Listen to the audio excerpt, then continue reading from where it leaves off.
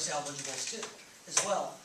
You know, I tend to disagree with the conventional wisdom on this a little bit. And that is, I think this isn't so much a sign that Obama's going to run a base motivation strategy for the campaign, but that by employing this base motivation technique, it frees him much more than he would have been 2 weeks ago to run a campaign more directly, even more directly focused on the political center. I'll offer you a political factoid. The modern era of American politics, you go back 50 years, the early 1960s, and that's roughly the era of which television began to play a profound impact on the way campaigns were assessed. And number two, it's also roughly the time that the party primary system began to have a huge impact. Over 50 years, every American president who has faced a primary challenge has not been reelected to office. Every American president who has faced a primary challenge has not been reelected to office. And you can go back to LBJ dropping out after Bobby Kennedy and Steve McCarthy's challenges. In 1980, Jimmy Carter faced a challenge from Ted Kennedy. In this one, 1976, Gerald Ford faced a primary challenge from Ronald Reagan. And in 1992, George Bush Sr. faced a primary challenge from Pat Buchanan. All lost an election. On the flip side, every American president who avoided a significant primary challenge over that same time period was reelected. Richard Nixon in 1972, Ronald Reagan in 1984, Bill Clinton in 1996, George W. Bush in 2004. And to me, that doesn't happen by accident. That happens because once a president knows that he's not facing a challenge for his or her most loyal saints, he, and sometimes soon she, can begin to focus more unilaterally on salvageable voters. Because Russ Feingold, because Howard Dean did not run for president of the United States this year, Barack Obama, for the most part, has been able to run a pretty salvageable-centric campaign strategy. You can talk about drones, you can talk about corporate taxes, you can talk about drilling, talk about what you want. It's a pretty salvageable, directed candidacy. I would suggest that this announcement frees him pretty much completely to know that his base is going to be there if he needs it, and to be able to focus more on salvageable voters. We're getting a ways away, of course, from our lessons for the class, but it's always fun to talk a little bit of politics. What I will do, just to wrap up today's discussion and to lay the groundwork for next week, when we begin talking person-to-person communicating, is I want to talk about message targeting. I want to offer you a cautionary note on message targeting. Targeting does not mean changing your position. Message targeting does not mean changing your position. It does not mean coming over here and saying I support charter schools and coming over here and saying I don't. It doesn't mean coming over here and saying that I'm pro-choice and coming over here and saying I'm pro-life. That's not what message targeting is. There's another word for that. That's called lying. And that generally does not work particularly well in campaigns, especially when voters have the ability to communicate with each other in a much wider range of ways than they did until relatively recently. Message targeting isn't changing your message. It's changing your message emphasis. You've got a personal and professional and political biography. You got 3 policy issues that are of top priority to you.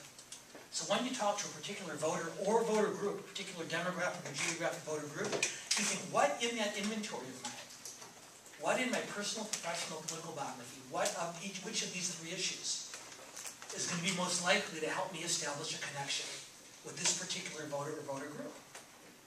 So if I'm campaigning in Santa Barbara, I will tell you truthfully that I am against offshore oil drilling. I think it's a bad idea. And I want to explore solar and wind and other types of alternative energies to the greatest degree possible. When I go to Bakersfield, I say truthfully, I am a believer in solar and wind and biofuels. But the fact is this country is still dependent on traditional forms of energy and is going to be for many years. I'm telling both groups the truth. I'm just telling them different things. When you're talking to a group, Helen, about there are groups in which you talk about your urban experience is going to make have a very profound inspirational effect. There are other groups you're going to talk to where one of your policy priorities is going to make a much greater difference. Lauren, when you are talking to a group of homeowners who've lived in your community for a long, long time, You're going to talk about how you're living in your dad's house. When you're talking to a group of education policy experts, you're going to talk about the advocacy work you did in charter schools. It's not lying. It's not even changing your message. It's changing the emphasis. Saying, what in my inventory is most likely to give voters a reason to listen to me? Give you an example, and then we'll close, and we'll use this to pick up next week when we come back. As it happens, at this stage in our life, I own 2 cars. One of them I call my midlife crisis mobile. And I'll just tell you, it is obscenely obnoxious, and you're all going to get old someday too.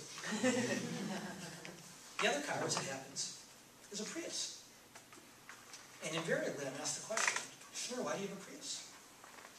Well, if that person is a liberal, I tell them truthfully that I want to do my part. I want to reduce my carbon. I want to reduce my carbon footprint, and I do.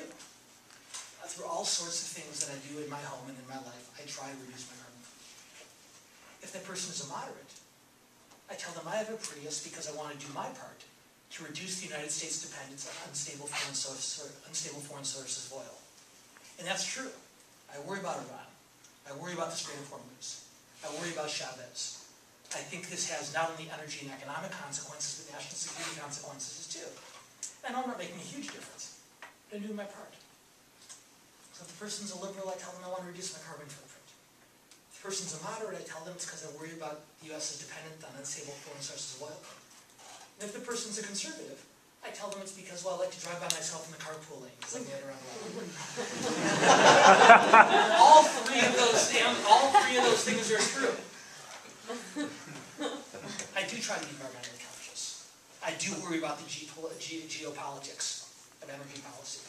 And I love driving down the 405 at 65 miles an hour when everybody else is stuck in traffic. It's not changing the message. It's changing the emphasis. We'll come back next week and we'll begin to talk about applying these lessons to specific person-to-person voter contact. And hopefully what we'll be able to do, now that we're just about caught up, is we'll be able to devote a little bit more time than we did this week to applying some of our concepts to current events discussion. And I'm glad we at least got a chance to begin that today. And we'll do it next week. Just as a reminder, what I'd like you to do is take your biographies and add to them a rationale, a one-sentence rationale. I'm running because a theme, a phrase or a clause that externalizes your rationale. And your 3 issues. And don't, for your own sake, don't write pages and pages on each issue. Just a sentence or 2 that explains each one. What I want you to do is I want you to look at your biography and think about how either when you're explaining to voters or how you're explaining to the rest of us, how that message is a logical outgrowth, not about some political consultant tells you you ought to be. It's a logical outgrowth of who you are. The best campaign messages come from inside the candidate. And the best campaigns are based on the foundation of who the candidate is. And then we take that raw material and we build a message on top of it. Lauren and Helen, thank you for being almost voluntary guinea pigs today. You're off the hook for next week, so if you don't want to do this assignment, no one will ever know. But for the rest of you, you're all potentially on the hook.